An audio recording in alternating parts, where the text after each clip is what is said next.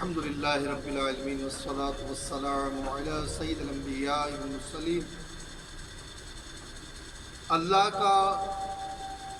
جب کسی پر فضل ہوتا ہے، جب وہ کسی پر مہربانی فرماتا ہے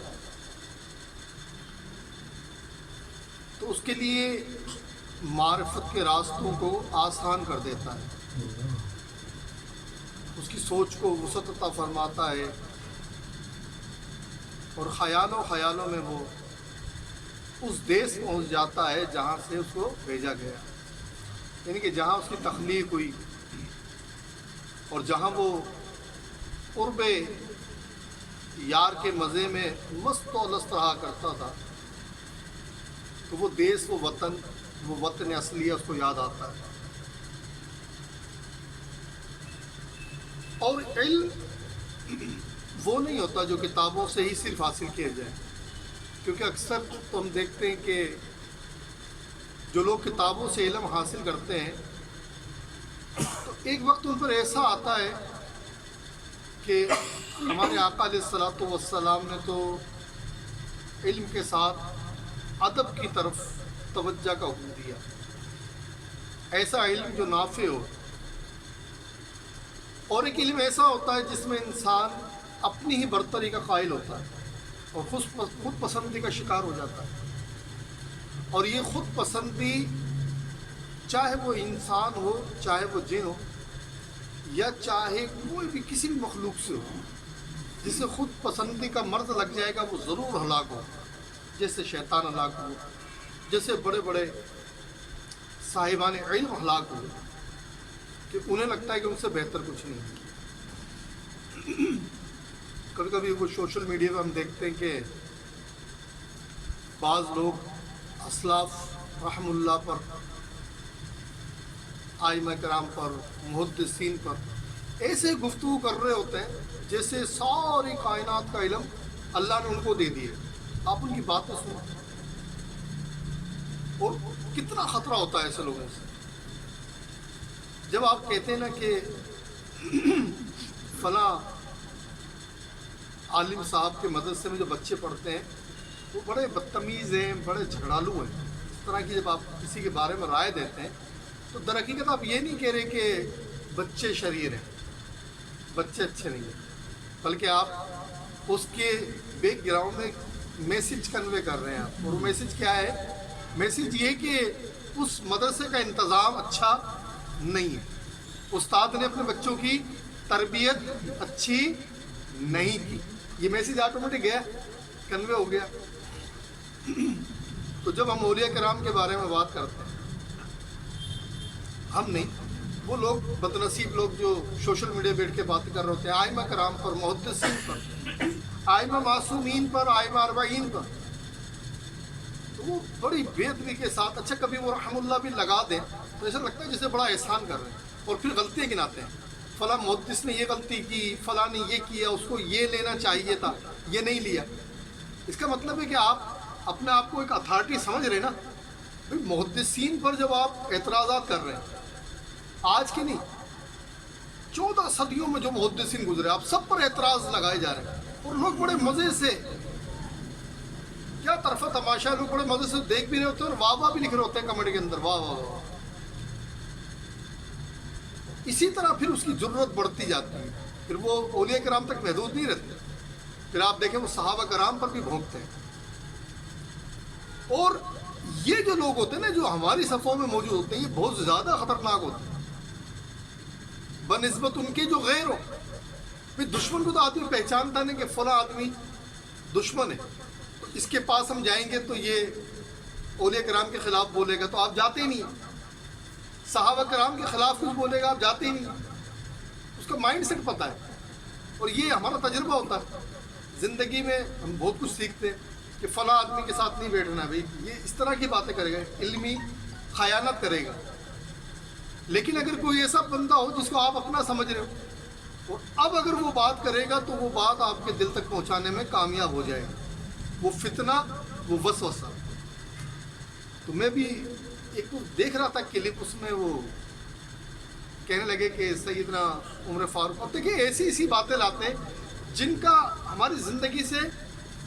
کوئی لینا دینا بھی ایسا نہیں بنتا کہ جس کی ہم سے کوئی پوچھ گچھ ہونی ہے کہ صحابہ نے کیا کیا، کیوں کیا. لیکن کلام کرنا بھی ضروری ہے، کیونکہ لوگ دیکھتے ہیں سوشل میڈیا، تو وہ چیز ان کے سامنے آ رہی ہوتی ہے، پھر وہ ذہن میں کہیں رہ جاتی ہے. اگر وہ رہ گئی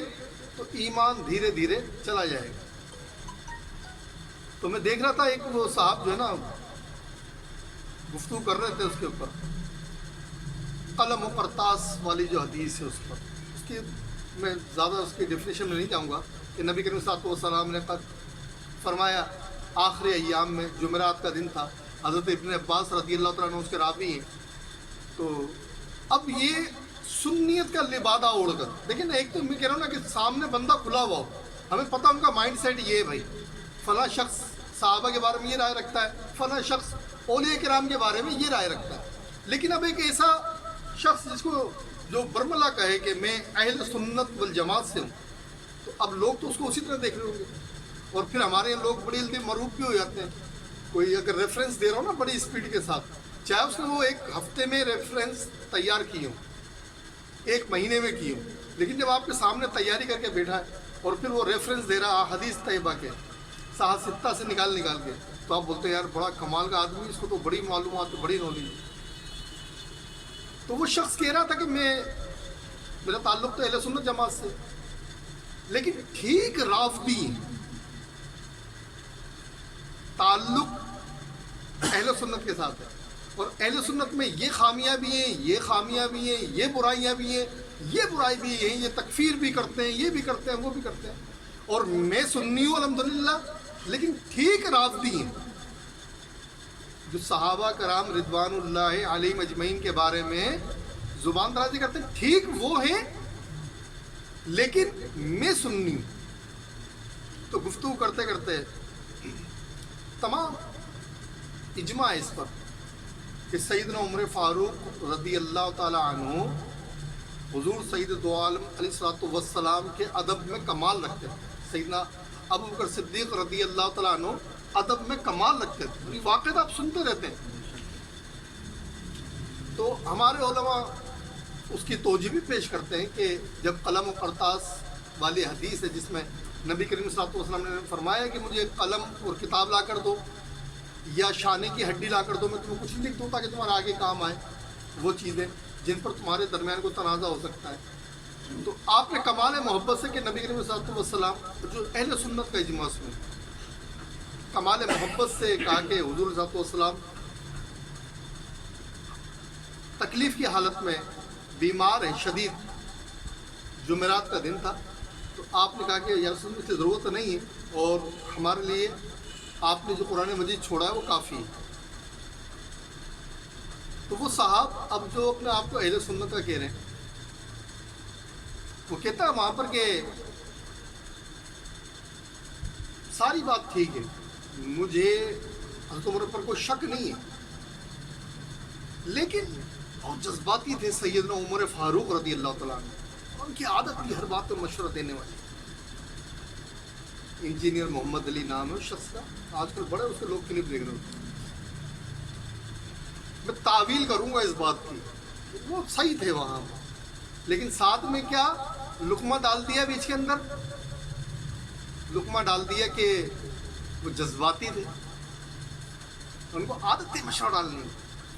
تو اپنے باپ کے لیے لفظ بول کر دیکھ، تم ہر بات میں لقمہ ڈال دیتے ہو، تمہیں مشورہ دینے کی عادت پڑ گئی، وہ تجھے جوتا مارے تو اللہ کے محبوب کے محبوبوں کے بارے میں بات کر رہا ہے. تو اتنا خطرہ تو ہمیں غیروں سے نہیں ہوتا جتنا ان سے ہوتا ہے جو کہتے ہیں ہم تمہارے ہیں اور تم ہمارے. تو تمہارا اس میں تمہیں کس نے یہ ڈیوٹی سونپی؟ اور 14 صدیوں کے اندر کسی کو خیال نہیں ہے، وہ سارا علم اللہ نے تمہیں عطا کر دیا. اس کا مطلب کیا ہوتا پتہ ہے؟ اس کا مطلب یہ ہوتا ہے کہ پچھلے لوگ خیانت کرتے رہے، آپ کو صحیح بات نہیں بتا رہا، میں آج آپ کو صحیح بات بتا رہا. تو اللہ تعالیٰ ہمیں، یہ بڑا فتنوں کا دور ہے، یہ جس زمانے ہم جی رہے ہیں نا، نبی کریم صلی اللہ علیہ وسلم نے فرمایا تھا، حدیث کا مفہوم ہے، ایک ایسا دور آئے گا فتنے والا، اس میں چلنے والے سے بہتر وہ ہوگا جو کھڑا ہوگا. اور جو کھڑا ہو اس سے بہتر وہ ہوگا جو بیٹھا ہوا ہوگا، اور بیٹھے ہوئے سے بہتر وہ ہوگا جو گھر میں موجود ہوگا، اور یہ وہ زمانہ ہے۔ آپ نے کوئی ایپ کھولی، کوئی اپلیکیشن کھولی، اور آپ صرف ٹائم پاس کر رہے ہیں وہاں پر، آپ یہ انٹرٹینمنٹ کے لیے گئے، اور پھر آپ کیا ہوتا ہے کہ کہیں سے کوئی کلپ ملتا ہے جو آپ کی سوچ کو بدل رہا ہوتا ہے، آپ کو بتا رہا ہوتا ہے کہ آپ کے صحابہ کرام بھی نعوذ باللہ من ذالک ٹھیک نہیں تھے، ان سے بھی غلطی ہوتی تھی،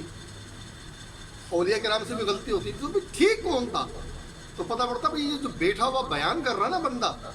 جو 10 15 20 لوگوں کو لے کے بیٹھا ہوا ہے، بس ساری کائنات میں سب سے بہترین یہی ہے، کیونکہ وہ سب پر اعتراض کر رہا ہے اور اس کا بس نہیں چل رہا، ورنہ وہ انبیاء کرام پر بھی کلام کرے۔ بہرحال اللہ تعالیٰ سے دعا ہے کہ یہ ضمن کہا، کیونکہ ہماری ذمہ داری نا، ہم سب اتنے دوست ہیں، سنتے ہیں اور محفل میں حاضر ہوتے ہیں، بیٹھتے ہیں، تو کم از کم تھوڑی سی اویئرنیس آتی ہے آپس میں ایک گفتگو کرنے سے۔